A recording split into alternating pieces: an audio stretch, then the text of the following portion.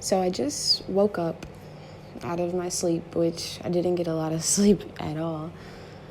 But my mind was giving me a message, and that happens a lot. Sometimes my mind is so active that it's hard for me to get sufficient rest.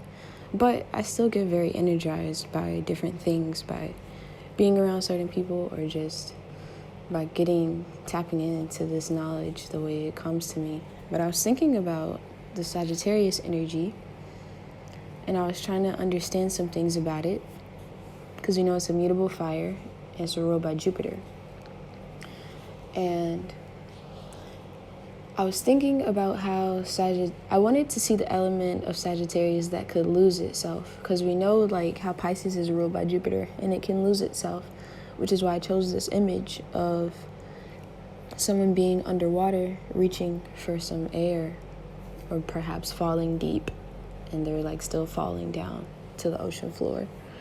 And there's a artist named Amel Leroux, and she has a song called Gills and Tails. But yes, Amel has a song called Gills and Tails, and in that song she sings, "Can I come up for air?" Because she's gone so far down, which is what that fish would do. It would swim to the deepest depths of the ocean, and it gets darker and colder, and it can get lost in that space and isolate itself, and it can come across things that most of the human eye has never seen, and it has access to different gateways, which is why we see Pisces harvesting such an energy that seems kind of like that step, like they say, that step right before we return back to God.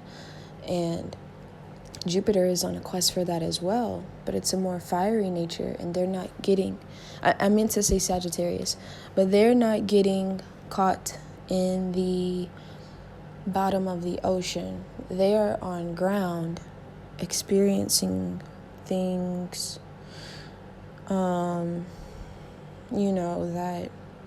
are a little more perceivable, grasp that you can grasp, because it's going to be experiences like that all the human eye can see. Pisces will be more of a mind thing, and they say it's like rules things that are hidden from us, because you can't see when you're in the bottom of the ocean, or perhaps you can, I don't know, there's a lot of bioluminescent things, but also you can see in the dark once your eyes adjust. But if it's pitch dark, I just don't know. There's certain fish and things I can see in the dark, or, nocturnal animals. And perhaps those fish are nocturnal. I don't know. I guess since it's a fish, they can see in the dark, but they had to really focus or whatever. But to go back to the Sagittarius experience, they are a mutable fire.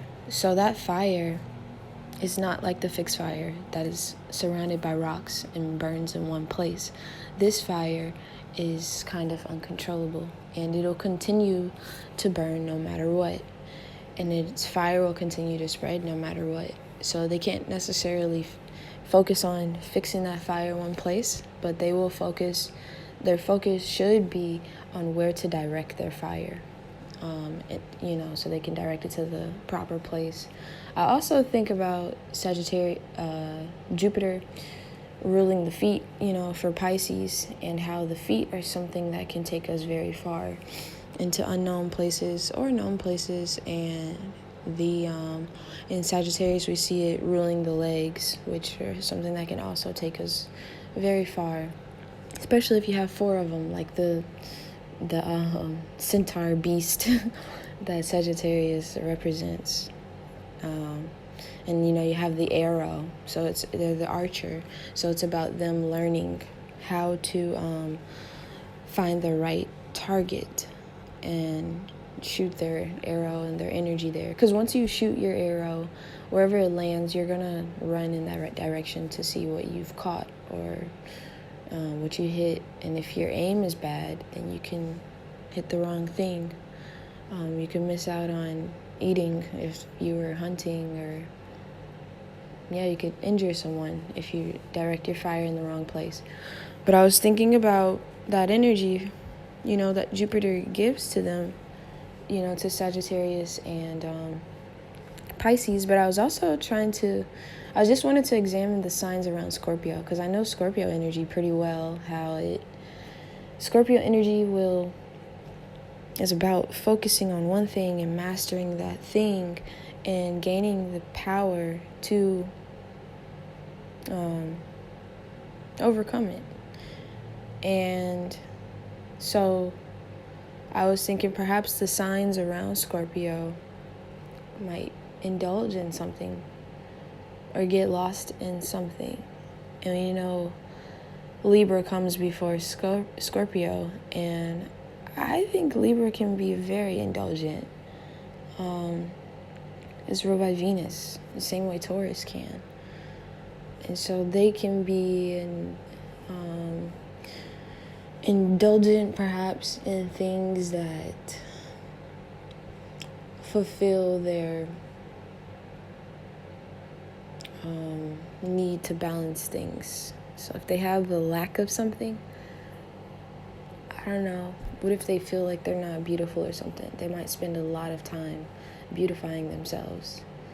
But yeah, I don't even want to talk too much about Libra energy. I just wanted to examine that Sagittarius energy because